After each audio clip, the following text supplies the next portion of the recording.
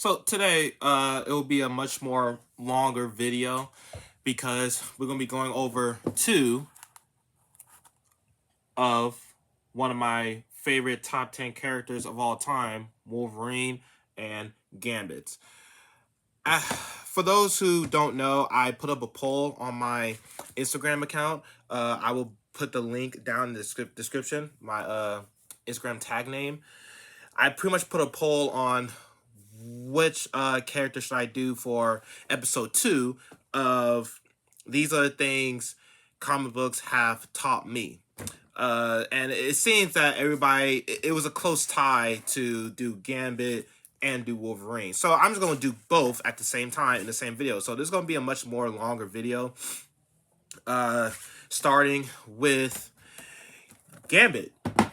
So one of the few things that kind of made me love Gambit, the difference between this character and Black Adam, because Black Adam in my episode 1, if you guys haven't checked it out yet, go ahead and check it out. I'll leave it down below as well. The difference between my likings with Black Adam versus my likings with Gambit started off when I was a lot more younger. I first saw Gambit in the 1997 X-Men original TV series. Not back when it first came on, because that was a little bit more before my time. But it was reruns of it on a channel called JetX. For those who know about JetX, go ahead and like this video, or go ahead and comment down below with JetX. But it was reruns on the TV channel called JetX, and that's where I pretty much watched the show. And then you have, X-Men Evolutions, where he did a cameo in there, and then he was a part of at least 1 or 2 episodes of Wolverine and the X-Men, that TV show, back on Nicktoons. What else? There was a lot of imitations of X-Men shows, but I've always kind of looked at Gambit, when it comes to his trench coat, when it comes to his big, energy stick and him shooting those energy cards. And his accent, of course. His accent is legendary. It always stuck with me. Like, why is this guy so cool? I don't even know who the hell he even is. I don't even know his backstory. I don't know. I know his name is Remy, but like that's pretty much all I know. Remy Mabeau. But when it comes to like him and Thieves and that whole clan and his whole runnings with Young Storm back in the in older age comics, like I didn't know all that at the time. I just knew him from the X-Men movies and the TV shows. It wasn't until I started my comic book journey into where I started to really like him, and he slowly but surely went into my top 10 of all time characters.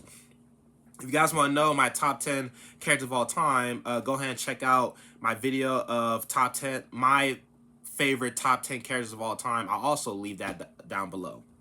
But one of the first things I'll go over when it comes to Gambit, the things that he's taught me, or the things that the character has taught me, or just his comic book run, specifically this one, has taught me, is take things slow. Go at your own pace and be the beat to your own drum. And what I mean by that is Gambit was always this solo dolo kind of guy. He was always the kind of person who would pretty much, I know I got the wrong shirt on for this, but bear with me. But he pretty much was always, to me personally, he's always been this person who, he's his own man. What's up, Penny? I guess Penny wanted to make a cameo. He was always this, be your own man kind of personality. He didn't really care what others thought about him. Well, due to the fact that he's a thief, so why would he care? But I don't know, like he's always been this kind of, not my way or the highway, but like I do things to my extent. Even when I'm on a team, I still put my own flair on certain things. Like Gambit seems the kind of character to where he can adapt in any situation. He can fit in any scenario you place him in, rather that's romantically, rather that's harshly, rather that's a thief, a vigilante, a villain, a hero, an Avenger, wherever case may have you. He's always been this kind of character that just always, he doesn't care if he gets it. He doesn't care if you get it. He doesn't even care if he does get it.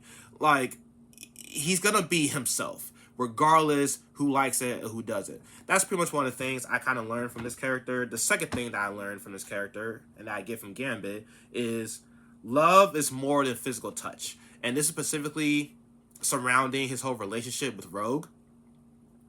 When it comes to the relationship of him and Rogue, it's one of my favorite relationships when it comes to any type of comic book characters. I wouldn't say it's up there with all time, but it is a classic one, because those who know, spoiler, Rogue ends up cheating on Gambit. That's a whole video in it. That's a whole rant in itself. But love is more than physical touch. And when it comes to Rogue, those who don't know about Rogue, her superpowers are basically she absorbs other people's energy or life force by touching them. And this enables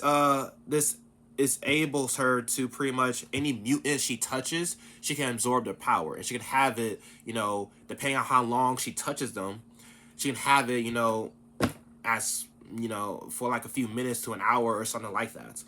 And when it comes to her and Gambit, obviously Gambit can't physically touch her. He can't hold her hand. He can't kiss her. He can't, do X, Y, and Z with her.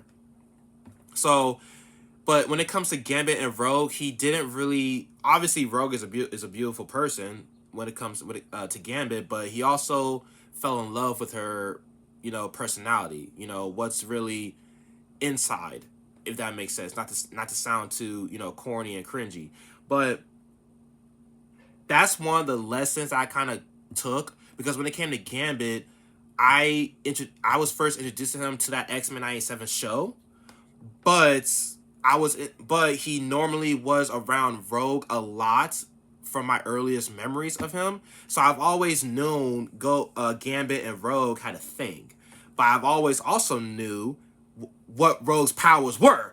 So when it comes to their relationship in general and how he generally feels about Rogue, it was very touching for me as a youngin. So yeah, the last thing I'll say that Gambit has taught me is everyone's true power is how you make your own life. What do I mean by that? Gambit, pretty much to piggyback of the first quote, or the first bullet point that I said when it comes to Gambit, and what I learned from him in his comic books, he walks the fine line of, yes, doing his own thing, but living within his true self. There's never been a time Gambit has been fake, rather he's a villain or anti-hero. There's never been a time Gambit has pretty much snaked anybody to the level to where somebody ends up dying. Yes, he's a thief, so he's gonna steal, but like, he's a thief. That's what he does. It's not like he ends up betraying a major character and that character ends up dying. Like, Gambit has always had a conscience. He's always had a heart, even as a thief. That's why he never really stayed as a thief, because of his heart, or his level of purity in his heart. Even though he's a thief, he still has that mindset of, he doesn't have a no-kill rule, but he recognizes what innocent is. Kind of like similar to what I said in the Black Adam video, that the innocent's always going to be innocent, but especially with his run-ins with young Storm. But even though he grew up with a background of people snaking others, or the thief life, etc., etc., he's always had this purity about him, to where, an innocent is an innocent, and I don't rob from children. Like, I take from billionaires, I take from, other men, I take from other, high statured women. You know, I don't take from like, you know, kids, or I don't try to like, you know, mislead them, etc. etc. Gambit's not like that.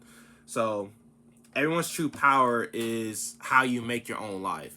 Even though you come from a background that's from negativity or from trauma or whatever the case may have you, what you make out your life is all up to you, and that's everybody's true superpower.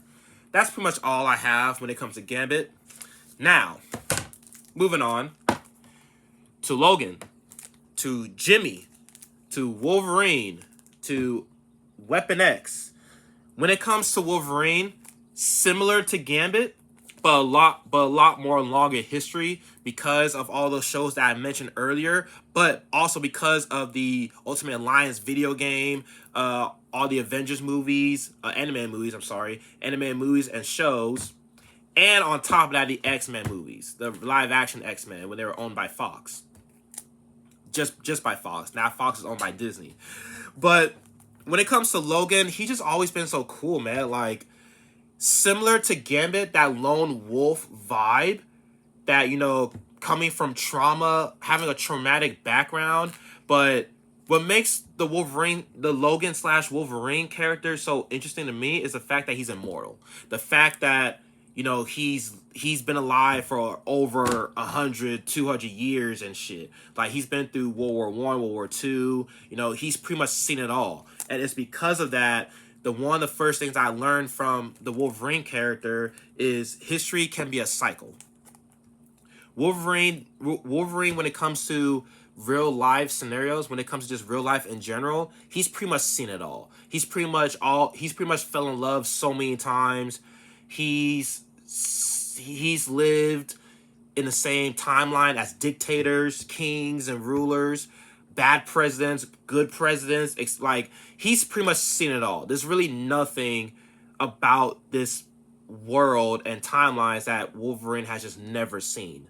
So that's pretty much one of the things I find so interesting about him, is that he would even admit that, yes, the world, Penny, I'm talking, don't be rude. He would even admit that the world is always going to adapt. The world's always going to move on, regardless if your mom passed away, regardless if this happened to you, regardless if this happened to this country, whatever the case may have you, the world is always going to move on. So, and it's always going to adapt. There's always going to be new experiences, etc., etc. But he also understands that history can be a cycle. You know, this dictator is no different than this dictator back 60 years ago. Or this president is no better than this president 40 years ago, etc., etc. Logan pretty much has that knowledge. Even though he may not seem like it much, and even Marvel doesn't even want to write that in a lot of his stories. Not a lot. Some of his stories.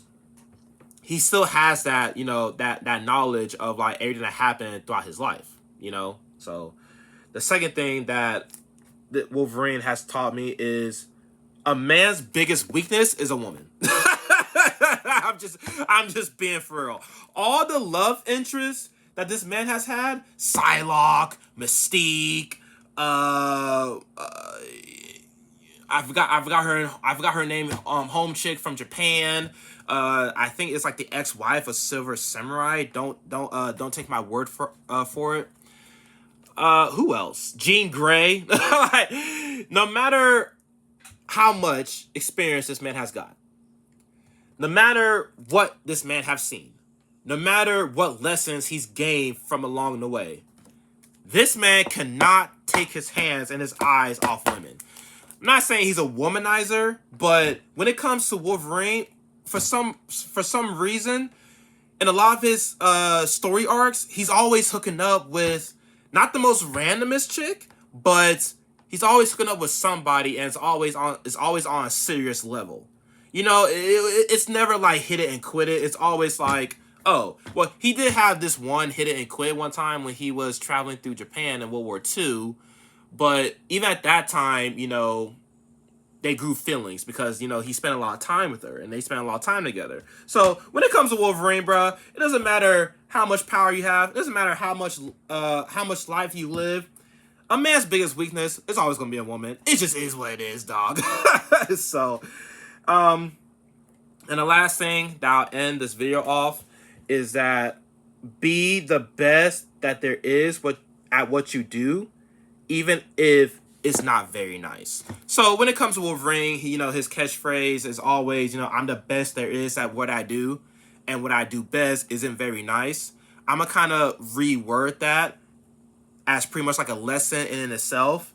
Be the best that there is at what you do, even if it's not very nice. So if you are a businessman, you better make sure you're the best businessman that you can be. If you're a therapist, if you're a basketball player, if you're an athlete, if you're really trying to achieve an education with law or being a teacher or whatever the case may have you, be the best at what you can do, at what you can be.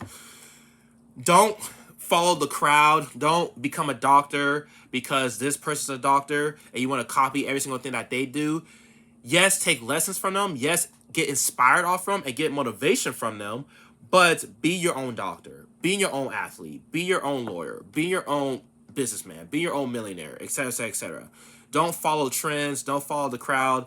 Be the person that you are always meant to be, even if people don't like it, and even if it is heinous.